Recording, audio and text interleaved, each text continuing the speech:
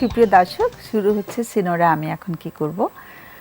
আর আমরা তো অনুষ্ঠানের একটি বিষয়বস্তু রাখি এবং বিষয়বস্তু নিয়ে আমরা চেষ্টা করি কথা বলতে। বেশ কিছু দর্শকের আমি শুনেছি যে একটু অভিযোগও আছে যে আমরা একটা বিষয়বস্তু রাখছি কিন্তু ওটা নিয়ে বেশি কথা বলার সুযোগ হচ্ছে না। মাঝে মাঝে বিষয়বস্তু হয়তো দর্শকদের খুব পছন্দ হচ্ছে, কিন্তু আমাদের যেহেতু এটা লাইভ প্রোগ্রাম, অনলাইনে অনেকেই অপেক্ষা করে, ফোন করার একটা সুযোগ খুঁজে নিচ্ছেন আমাদের দর্শকরা, তা আমরা হয়তো ঠিক টপিকটার উপরে জাস্টিস করতে পারছি না, সেজন্য ক্ষমা প্রার্থী। তো আজকের টপিকটা হচ্ছে যারা বয়ঃসন্ধিতে আছে, যে সমস্ত শিশুরা এবং যারা সদ্য প্রাপ্তবয়স্ক হয়েছে, একেবারে ইয়াং অ্যাডাল্টস যারা, এই যে কোভিডের যে দিনের পর দিন ঘরে বসে থাকা, ক্লাস হচ্ছে না, অনলাইন ক্লাস করতে হচ্ছে, ক্লাস হচ্ছে কিন্তু মেশিনের মধ্যে দিয়ে ক্লাস করতে হচ্ছে, তারা বন্ধু বান্ধবকে মিট করতে পারছে না। এই বয়সের একটি ধর্ম হচ্ছে তারা বন্ধুদের সাথে সময় কাটাতে খুব ভালোবাসে, তো সেটা ওরা ভীষণভাবে মিস করছে, তাদের সময় কাটানো খুব কঠিন হয়ে যাচ্ছে। তো সেসব কারণে একটা গবেষণা হয়েছে ইউএসএতে, সেখানে বলা হচ্ছে যে কোভিড হয়তো একদিন পৃথিবী ছেড়ে চলে যাবে, কিন্তু এই যে মানসিক স্বাস্থ্যের উপরে যে প্রভাবটা পড়ছে এটি কাটিয়ে উঠতে বহু বছর লেগে যাবে। তো আজকে আমরা যেটি আলোচনা করতে চাইছি যে কোভিডের কি প্রভাব পড়ছে এই বয়সের শিশুদের উপরে। এদিকে আমরা শিশুই বলছি কারণ প্রাপ্তবয়স্ক 18 হলেও এখন আমাদের দেশে শিশু আসলে প্রাপ্তবয়স্ক সেরকম হয় না। আমরা যেভাবে তাদেরকে প্যারেন্টিং করছি তাতে করে ওরা ঠিক ইন্ডিপেন্ডেন্ট হয়ে বড় হচ্ছে না, কাজে তাদেরকে শিশুই বলা যায়।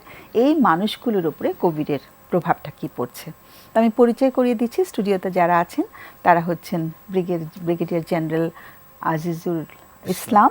হ্যাঁ, উনি একজন মনোরোগ বিশেষজ্ঞ, সিএমএইচে কর্মরত ছিলেন এবং উনি এখন একটি কলেজের অধ্যাপক হিসেবে, অধ্যক্ষ হিসাবে জয়েন করেছেন। সো স্বাগত আপনাকে। আরেকজন হচ্ছে মনজিয়া মোশতাক। মনজিয়া অনেকবার এসেছে, ব্রিগেডিয়ার সাহেবও অনেকবার এসেছেন। মনজিয়া, তোমাকে স্বাগত। মনজিয়া আছে ব্র্যাক বিশ্ববিদ্যালয়ে কাউন্সিলর হিসেবে কাজ করছে।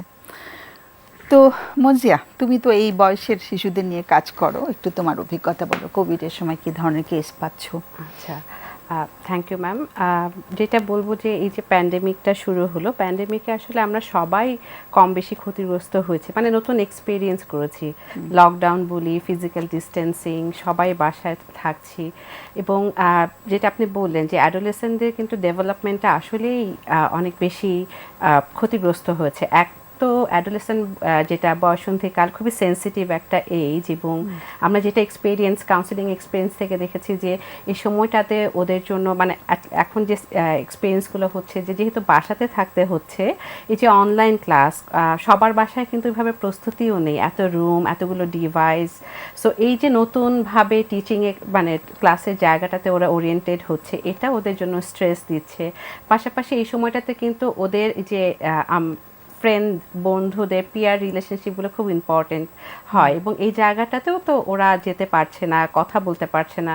স্কুল, কলেজ বা ইউনিভার্সিটি বলতে শুধু পড়াশোনা না, সেখানকার মাঠ, সেখানে খেলা, ফ্রেন্ডদের সাথে ঘোরাফেরা, সো সব কিছুই আসলে ওদের যে বিকাশজনিত যে বৈশিষ্ট্যগুলো আছে সব কিছুই কম বেশি ক্ষতিগ্রস্ত হচ্ছে। এবং এই যে পুরো একটা বছরের বেশি সময় ধরে আমরা সবাই কিন্তু কম্প্রোমাইজড ইন্টিমেসির মধ্য দিয়ে যাচ্ছি। লাইক আমরা কিন্তু আমাদের ফ্যামিলি, রিলেটিভ কারোর সাথে দেখা করতে পারছি না। হয়তো আমরা যারা বড় আছি তারা হয়তো কোনোভাবে কোপ করছে, কিন্তু বয়ঃসন্ধিকালে বাচ্চাদের জন্য কিন্তু এই যে কমিউনিকেশন স্কিল ডেভেলপ করার জায়গাটাতে খুব ইম্পর্টেন্ট যে ওরা বাইরের জগতের সাথে দেখাশোনা হবে, সেটাও একটা বন্ধ। এবং পাশাপাশি একটু তোমাকে মানে তোমাদের সঙ্গে তো আমিও কাজ করি, যেটা দেখি যে বাড়িতেও কিন্তু বাবা মার সাথে সম্পর্কের একটা অবনতি হচ্ছে, তাই না? সেটা সেই জায়গা থেকেও যদি কিছু বলো। হ্যাঁ, ওইটাতে আসলাম যে বাসাতে যখন থাকছে সবাই একসাথে থাকছে, এবং ওখানেও দেখা যাচ্ছে যে বাবা মারা অনেক সময় যে এই বয়সে অনেক সময় প্রাইভেসির প্রয়োজন হয়, সেই জায়গাতে বাবা মারা অনেক সময় টেন্সড হয়ে যাচ্ছে যে আমার বাচ্চা রুম আটকে রাখছে কেন, বা অনেক সময় এই যে অনলাইনে ওরা ক্লাস করছে, কিছু কিছু ক্ষেত্রে ওদের এডিকশনও হয়ে যাচ্ছে যে স্ক্রিন টাইমটা অনেক বেশি হচ্ছে, যেটা বাবা মারা অনেক বেশি বলছেন। আবার বাচ্চাদের কাছে যখন জানতে চাচ্ছি তখন ওরা বলছে যে আমি খেলছি না, তাহলে আমি কি করব, আমার খুব লোনলি লাগে। সো এই জায়গাটাতে বাবা মার সাথে ছেলে মেয়েদের বেশ দ্বন্দ্বও হচ্ছে, এবং এটাই আর কি, যে এবং এখান থেকে যেটা হচ্ছে যে ওদের ভিতরে কিন্তু না অ্যাংজাইটি, ডিপ্রেশন, প্যানিক অ্যাটাক এই টাইপের কিন্তু লোনলিনেস হচ্ছে এবং অনেকের ক্ষেত্রে সেলফ হার্মের টেন্ডেন্সিও বেড়ে গেছে, অনেক বেড়ে স্পেশালি গেছে। যাদের ভিতরে আগে থেকে ছিল তাদের ভিতরে কিন্তু বাসাতে থাকার কারণে যেহেতু ওরা ভেন্ট আউট করা বা একটু বাইরে গিয়ে একটু থাকে না, একটু খোলা বাতাসে দম নেয়ার মতো জায়গাটা পাচ্ছে না, যার কারণে তাদের ভিতরে এই টেন্ডেন্সিগুলো অনেক বেশি দেখা যাচ্ছে। সেদিন একজন মা আমাকে কিছু ছবি পাঠিয়েছেন, বাচ্চা যেভাবে কেটেছে, মানে হাত কেটে একদম একটু অজ্ঞানের মতন হয়ে গেছে আর কি। তো এই যে কাটাকাটিগুলো কিন্তু আগেও ছিল, বাট এটার এখন অনেক আমার মনে হয় বেড়ে গেছে। সংখ্যাটা অনেক বেড়ে গেছে। আপনি যদি একটু অ্যাড করেন। জি, ধন্যবাদ ম্যাডাম আপনাকে। আসলে আমরা যেটা বলছিলাম বয়ঃসন্ধিকাল, তো এটা তো আমরা সবাই জানি যে এটার অনেকগুলি বিকাশের ব্যাপার আছে, ফিজিওলজিক্যাল বিকাশ, আবেগগত বিকাশের ব্যাপারটা আছে, যে সাইকোলজিক্যাল বিকাশের কথা বলছি আমরা, সোশ্যাল বিকাশ, সবগুলি কিন্তু একই সাথে হয়। সো এই টাইমটা কিন্তু সবচেয়ে ইম্পর্টেন্ট। আর যেটা বলছিলেন সেটা হলো যে স্কুলটা কিন্তু শুধু পড়ার জন্যই না, স্কুলটা কিন্তু একটু ডানা মেলার জন্য, স্কুলটা কিন্তু একটু হ্যাং আউট, মানে বন্ধুদের সাথে হই হল্লা, আড্ডা, সবাই একসাথে এনজয় করারও কিন্তু একটা জায়গা। এবং ইভেন চোখের দিকে তাকিয়ে কথা বললেও তো এনার্জি পাওয়া Right. যায়। এই যে বন্ধুত্বটা, এই যে ভালো লাগাটা, এই যে মেশাটা, এটা কিন্তু মিস করছে আমাদের বাচ্চারা। আমরা কিন্তু এই কথা ওই কথা বলে সবাই কম বেশি ঘর থেকে বের হচ্ছি, কিন্তু এই শিশু কিশোররাই সবচেয়ে বেশি এফেক্টেড হচ্ছে এবং তারাই বের হতে পারছে না, অথচ তাদেরই ডানা মেলার সময় ছিল, তাদেরই হ্যাং আউটের সময় ছিল। সো তারা কিন্তু খুব ইম্পর্টেন্টলি তারা কিন্তু সাফার করছে। এবং এইটা যেটা বলছিলেন আপনি, যে সেই জন্য দেখা যাচ্ছে যে বাবা মার সাথে লেগে যাচ্ছে, কিন্তু খুব তেরিক্কি আচরণ করছে, মেজাজ করছে, কিন্তু তারা কিন্তু কিছু থ্রো করে দিচ্ছে, এটা সেটা থ্রো করে দিচ্ছে, বাবা মার সাথে রাগারাগি অনেক হচ্ছে। আর যেটা বলছেন আর কি খুব ইম্পর্টেন্ট এটা, যে তারা ইমোশনটা কিন্তু কন্ট্রোল করতে পারছে না, যার জন্য কেটে ফেলে বা ট্যাবলেট খেয়ে ফেলতেছে বা অন্য কিছু আরো কঠিন কিছু করতেছে।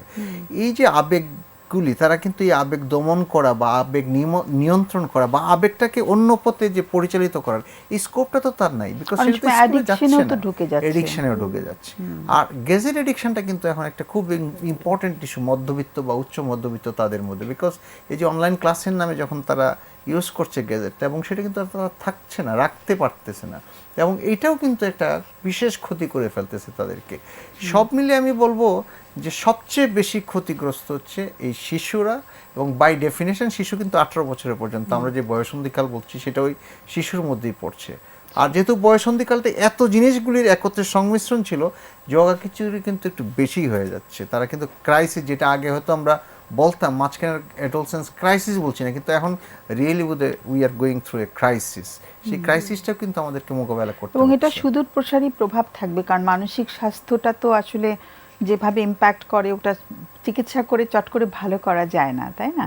মানে শারীরিক অসুখ তাও মানে চিকিৎসার মানে এবং ওইভাবে যদি আপনি বলেন ম্যাডাম, তাহলে এই সময়টাতে কিন্তু মনোজগৎটার এত বিকাশ হওয়ার কথা ছিল, যেটা স্ট্যাগনেন্ট হয়ে যাচ্ছে। ফলত কিন্তু মনোরোগের যে ব্যাপারটা আছে সেটাও কিন্তু এই সময়ই অনেকগুলির আউটকাম ব্রেকআউটটা হয়। মানে আমরা দেখতে পারি যে এই সময় হয়তো স্কিজোফ্রেনিয়া বা এই সময় হয়তো বাইপোলার ডিসঅর্ডার, এগুলি কিন্তু প্রকাশ এই সময় হয়। এই সময় কিন্তু অ্যাংজাইটিটা, ডিপ্রেশনটা প্রকাশ হয়। ওসিডির পেশেন্ট কিন্তু এখন অনেক বেশি ওসিডির পেশেন্ট অনেক বেশি। আর একটা কমন প্রবলেম হলো স্লিপ ডিস্টারবেন্সেস। একটা হলো স্লিপ সাইকেলটাও চেঞ্জ হয়ে যাচ্ছে বিকজ অফ দি অ্যাক্টিভিটিস। আরেকটা হলো যে তারা কিন্তু নাইটমেয়ারটা একটু বেশি হচ্ছে বোধহয়, বিকজ তারাও কিন্তু concern about the Covid, panic attack হচ্ছে। রাইট, এগুলিও খুব ফোন বেশি। নিয়ে আসি, হ্যাঁ একটু আসছি ঘুরে। হ্যালো, হ্যালো, হ্যাঁ শুনছি। হ্যালো, আসসালামু আলাইকুম। ওয়ালাইকুম সালাম। ভালো আছেন ম্যাম? হ্যাঁ আছি মোটামুটি, বলো। আমি ইয়াসমিন বলতেছি। বলো, শুনছি। ম্যাম, আমার 2005-এ বিয়ে হয়। আচ্ছা। 2006 আমার একটা বাচ্চা হয়, ছেলে হয়, প্রথম বাচ্চা। এরপর থেকে আমার ফ্যামিলিতে মানে স্বামী স্ত্রীর মধ্যে একটা দ্বন্দ্ব থেকে যায়, থাকে আর কি, প্রতিনিয়ত ঝামেলা হয়, তো মারামারি হয়, যা একটু ঝগড়া টগড়া হয়। তো বাচ্চাটা আস্তে আস্তে বড় হতে থাকে, 2 বছর বা 3 বছর এরকম হতে থাকে। হাজবেন্ডের সাথে রাগ করে আমি বাবার বাড়ি চলে আসি। আচ্ছা। আমার হাজবেন্ড আমাকে নিচে বসে, কিন্তু আমি যাই না, আমার বাচ্চাটাকে নিয়ে আসে। আমি ছাড়া হয় 1 সপ্তাহ 15 দিন থাকে, ওর একটা হার্টলেস একটা কষ্ট, মানে জাস্ট আমাকে নিতে চায়, আমি যাই না, ভাবে যে বাচ্চাটা নিয়ে আসলে হয়তো বা আমি আসবো। আচ্ছা, আমরা 2005-এর কথা শুনছি ইয়াসমিন। হ্যাঁ, আমি 2006-7 আচ্ছা, 8 তুমি এখন কেমন আছো যদি একটু বলে আমরা পেছন দিকে যাই ভালো হয়, কারণ অনেক পুরনো কথা বলছো তো। সো এখন তোমার কি অবস্থা বলো। এখন ওই করতে আমার বাচ্চাটা আসলে ওইটা ও খুব পরোক্ষ কাছ থেকে দেখে, হ্যাঁ, মানসিক ওইটা আমি তখন বুঝতে পারি না যে ও আসলে এতটা কষ্ট পায় বা এতটা ও নেয়, ওটা বুঝতে পারি না। যখন ও ক্লাস 5 থেকে যখন 6-এ ওঠে, তখন ও একটা কেজি স্কুলে পড়তো, আর ফ্যামিলিতে পুরো 24টা টাইম ঘন্টা ফ্যামিলি থাকতো, একটা কেজি স্কুল, মানে ওর আউটে কারোর সঙ্গে মেশার তেমন একটা সুযোগ হয় না। এখন ভালো আসছি, ওর ফ্যামিলি সে দ্বন্দ্ব ফলাটা নাই। ও যখন 6-এ ওঠে তখন ও আউটিং এ বন্ধু বান্ধবের সাথে মেশার একটা সুযোগ পায়। তুমি কি তখন আবার ফিরে গেছিলে হাজবেন্ডের কাছে? হ্যাঁ, পরে ফিরে আসছিলাম আমি আচ্ছা। হাসপাতালে আসছি। ও এখন আগের থেকে ভালো, আগের থেকে এখন আমরা কি রেগুলার যেমন লাইফ সেভাবে আছি বর্তমানে। কিন্তু ওই 5-এও একটু কিছুটা থেকে যায়, দ্বন্দ্ব করলে কিছু থেকে যায়, যদি বাচ্চারা আউট কিছু বাচ্চাদের সঙ্গে মিশে একটু খারাপ পর্যায়ে চলে ওর যায়। এখন বয়স কত, 15-16 এরকম? এখন 15 বছর বয়স। 15 বছর, হ্যাঁ। হ্যাঁ, এখন 15 বছর বয়স, আউটে চলে যায়। ওটা আমি বুঝতে পারি না, পরে অনেক দিন পরে বুঝতে পারি যে ও আসলে খারাপ বাচ্চাদের সঙ্গে মিশতেছে। স্কুলে যায় কিন্তু স্কুল ড্রেসটা ভিতরে, ব্যাগের ভিতরে অন্য কাপড় চোপড় পরে। এখন তো স্কুল বন্ধ ইয়াসমিন। এখন স্কুল বন্ধ। এরপরে বুঝতে পারে আমি ওরে রাগারাগি করি বা একটা করি, পরে ও খুব ভীষণ কান্নাকাটি করে। ও আমার এটাই আমি ওর কাছ থেকে এটাই বুঝি যে আসলে ফ্যামিলি একটা দ্বন্দ্বে ওরে যে আমি সময়টা দিচ্ছে না, ওরে যে আমি বুঝতে পারতেছি না, এইভাবে মানে খুব ও আকতি কান্নাকাটি করে। আমার খুব খারাপ লাগে যে আসলে তো আমি আমার সাংসারিক টেনশন আসলে বাচ্চাটারে আমি ওইভাবে বুঝতেছি না, দিতে মানে মানে সময় একটু বলবে ওর এখন কি কি, মানে কি কি অসুবিধা দেখতে পাচ্ছ ওর মধ্যে? হ্যাঁ, ওই যে বাচ্চাদের সঙ্গে মিশে ওই কিছু খাওয়া টাওয়া জাতীয় এইভাবে, মানে আউট বাসায় থাকতে চাইতো না। মানে এখন থাকতে চাইতো না, এটা যদি পাস্ট হয়ে থাকে, এই বর্তমানে ওর মানে ওর মানসিক স্বাস্থ্যটা কেমন আছে? আজকে আমরা এই বয়সের বাচ্চাদের মানসিক স্বাস্থ্য নিয়ে কথা বলছি। এখন ও কি কি করছে যেটা তোমার মনে হচ্ছে খুব স্বাভাবিক লাগছে না, তাই বল। এখন যেটা ও করছে সেটা হচ্ছে যে ও এরপরে ও ফিরে আসে বা ওরা বুঝতে পারে, ওরা অনেকটা সময় দিয়ে ওর বাবাকে বোঝায় যে আসলে আমাদের কারণে ও এরকম একটা পর্যায়ে গেছে। আমরা দুইজনে বুঝতে পারি আসলে। হ্যাঁ, সেটা তো ক্ষতি যা হবার হয়ে গেছে। এখনকার অসুবিধাগুলো একটু বলে ফেলো, আমাদের অতিথিদের কোনো প্রশ্ন থাকবে তখন তারা জেনে নেবেন। হ্যাঁ, তারপরে হচ্ছে ওই যে করোনার পর স্কুলটা বন্ধ হয়ে গেল, এখন হচ্ছে মোবাইলে পুরো টাইমটাই যে ফ্রি ফায়ার যে গেমটা বলে, পুরো টাইমটাই ফ্রি ফায়ার দিতে চায় এবং কথা বললে খুব রাগ হয়ে যায়, মানে ভালোটা বুঝতে, মানে নর্মাল বিহেভটা একটু কম করে। কি রকম করছে? নর্মাল বিহেভ করছে না, কিন্তু কি করছেটা কি সেটা বল। নর্মাল বিহেভটা হচ্ছে যে দেখা গেল ছোট ছোট ভাইরা আছে, তাদের উপর মানে যেটা রাগ না করলে হয়, ওদের না মানলেও চলে, ও সেটা করে ফেলে। ভাইদেরকে মারছে, ছোট ভাইদেরকে মারছে? হ্যাঁ হ্যাঁ। ওর কটা ভাই বোন আর ওর ছোট? ওর ছোট 2টা ভাই। দুটো ভাই, মানে ওর সব শুধু তোমার 3 ছেলে? হ্যাঁ, আচ্ছা, 3 ছেলে। ওদের বয়স কত ছোটদের? ছোট জনের 5 বছর আর ওর মেজো জনের হচ্ছে 7 বছর। 7 বছর।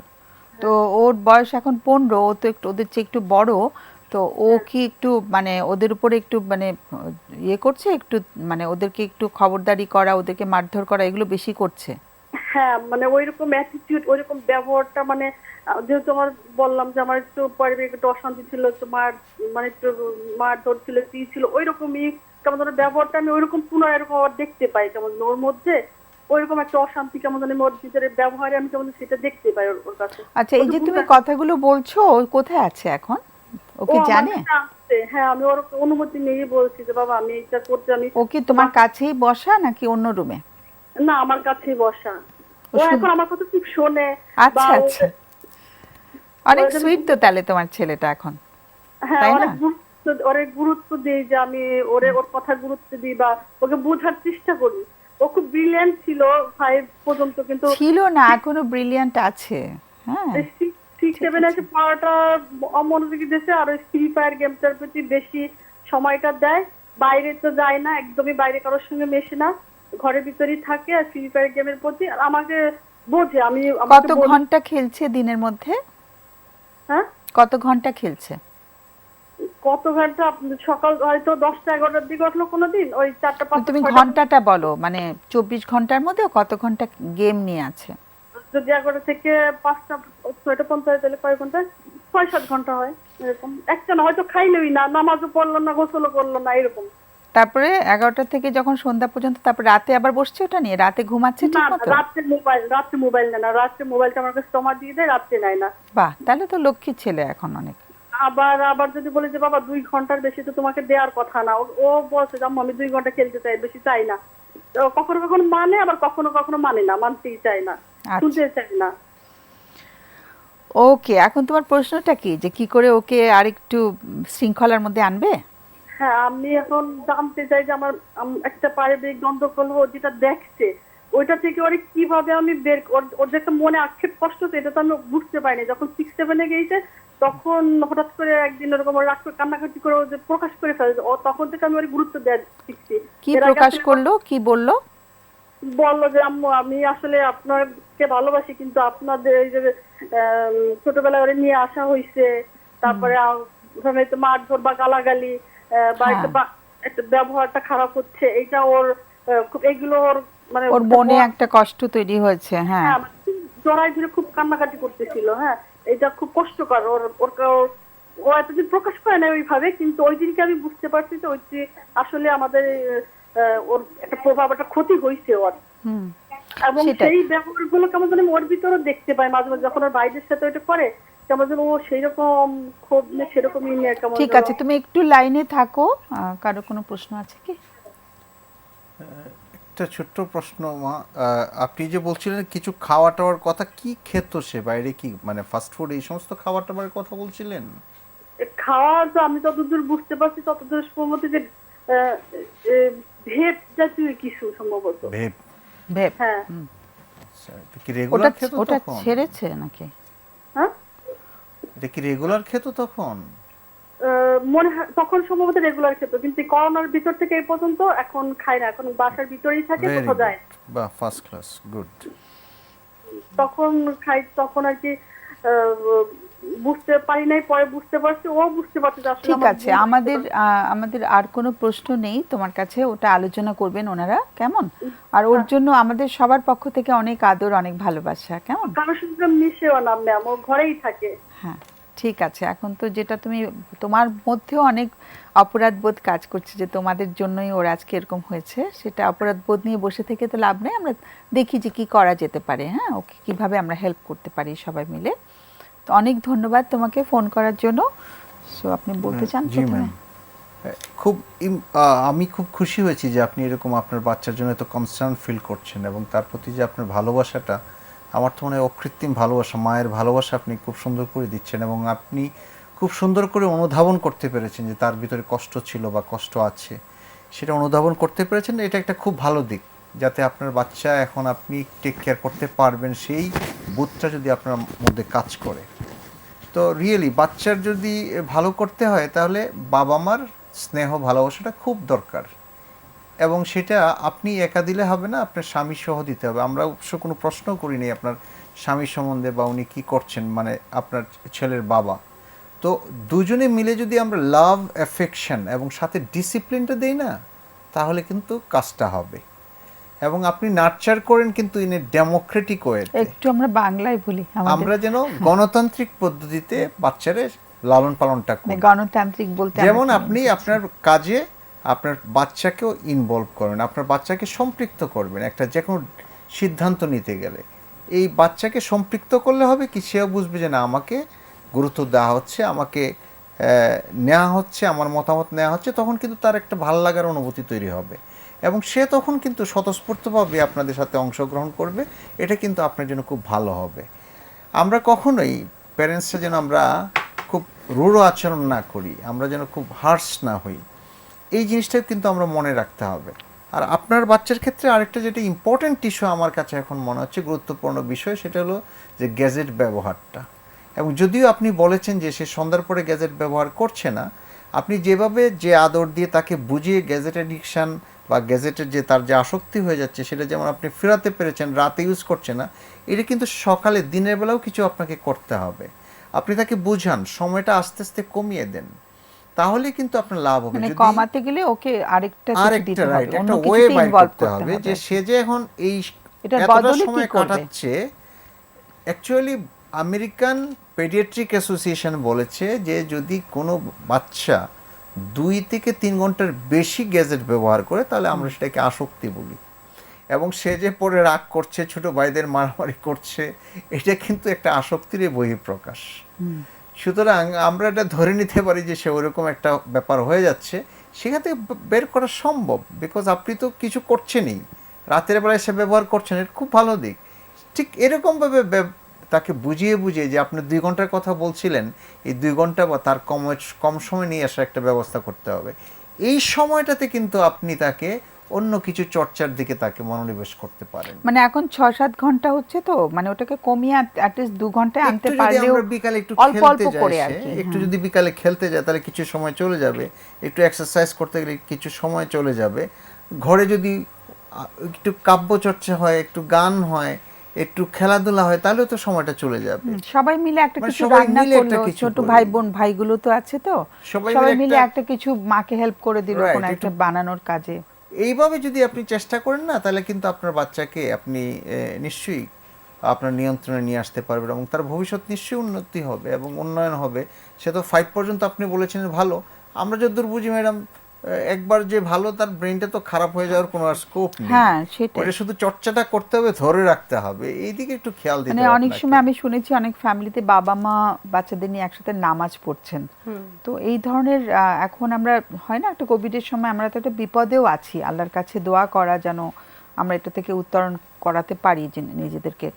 সেসব মানে সবাই মিলে কিছু যদি আমরা ওর হাজবেন্ড সহ একসাথে practice একসঙ্গে করি, সবাই জি, কিছু কাজ একসাথে করা, করি। সেটা একটা বিনোদন হতে পারে, এটা কোনো কিছু তৈরি করা হতে পারে, একসাথে আমরা মানে প্রার্থনা বাচ্চাকে করা। ইনভলভ করার জায়গা। হ্যাঁ, মানে যতটা সবাইকে ইনভলভ করে যেটা করা যায় আর কি, সেরকম কিছু কাজ করতে পারলে।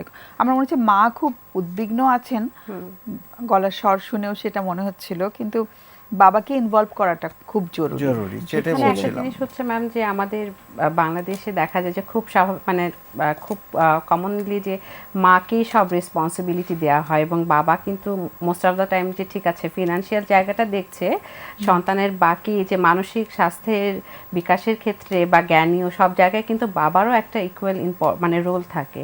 সো ওইটা কিন্তু অনেক সময় ইগনোরড হয়। সো এটা খুব ইম্পর্টেন্ট।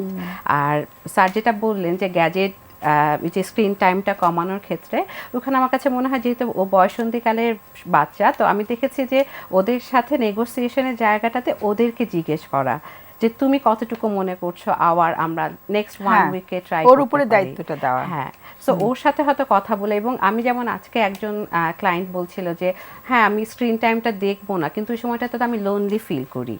তখন বলছে আব্বু আম্মু দুজনেই তো জব করে, হ্যাঁ তখন আমি কি করব।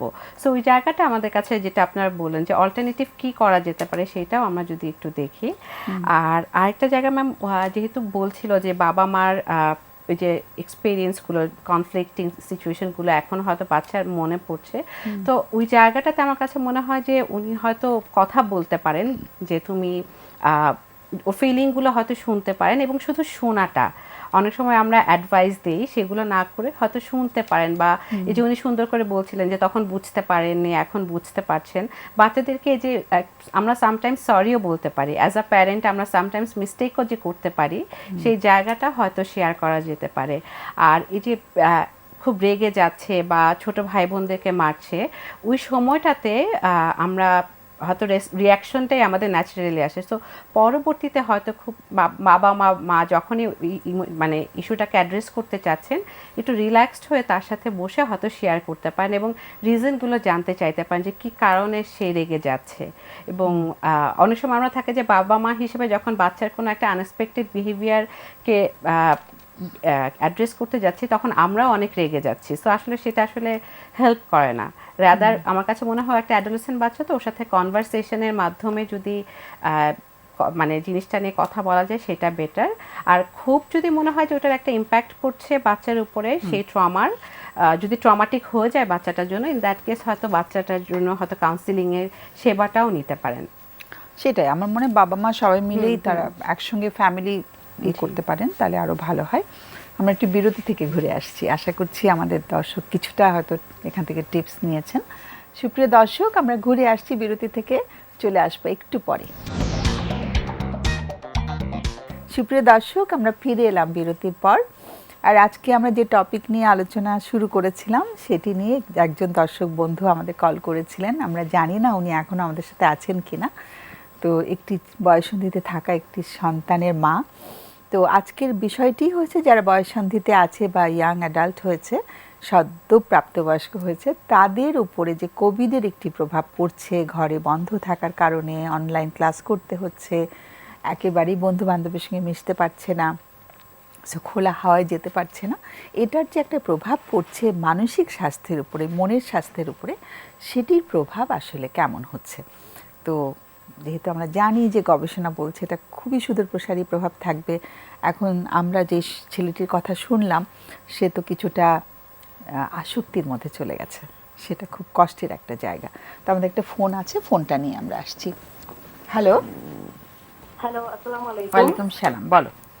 ম্যাডাম, আমি আমার মেয়ের সম্পর্কে কথা বলতে যাচ্ছি। Sure. আমার মেয়ের বয়স 13 বছর। 13 বছর। ক্লাস 8 এ উঠেছে। ও আর ইংলিশ মিডিয়াম স্কুলে পড়ছে। ওকে। তো ওর যে সমস্যাটা সেটা হচ্ছে মেইনলি ওর প্যান্ডেমিকের মধ্যেই শুরু হয়েছে, গ্র্যাজুয়ালি। তো হ্যাঁ। মূল ওর যে সমস্যাটা, ওর খুব একা লাগে, ওর কিচ্ছু ভালো লাগে না। আর ও আমার একমাত্র মেয়ে। আচ্ছা। তো ও সবসময় খুব অ্যাটেনশন চায়। আর আমরা হাজবেন্ড ওয়াইফ দুজনই সার্ভিস হোল্ডার। তো আমরা সকালে চলে যায়? না, আমার হাজবেন্ড চলে যায়। আমি মাঝে মাঝে অনলাইন অফিস করে মাঝে মাঝে আমাকেও যেতে হয়। আচ্ছা। তো ওর যেটা এখন মেইন প্রবলেম হচ্ছে, ওর কিছু ভালো লাগে না, ওর কিছুই ভালো লাগে না। ও খুব গ্লুমি থাকে, খুব যেটা হচ্ছে ও খুব আসলে লোনলি ফিল করে। তো যেমন আরেকটা জিনিস হচ্ছে, ও ওই প্যান্ডেমিকের মধ্যেই ও খুব পাইয়াস হয়ে গেছে। ও নামাজ পড়তে খুব তোকে আমার পুশ করতে হয়েছে। আগে বরং বলতে হতো যে তুমি হ্যাঁ কেন সরি নামাজ পড়ছো না, কিংবা এখন ও নিজে থেকেই নামাজ পড়ছে, 5 ওয়াক্ত নামাজ পড়ছে, কোরআন শরীফ পড়ছে। এখন ওর যে মেইন প্রবলেম, ওর কিছু ভালো লাগে না।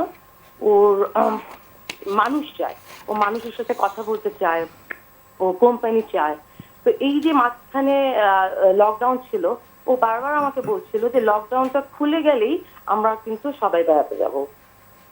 আর ও একা থাকতে বোধহয় একটু ভয় পায়। তো ওকে আমি সবসময় বলেছি, দেখো তোমার বাবা মা যেহেতু দুজনেই চাকরি করেন, তোমাকে একা থাকার মতন মেন্টালিটি থাকতে হবে। মানে মা সবসময় যে তোমার পাশে থাকবেন ব্যাপারটা তা না।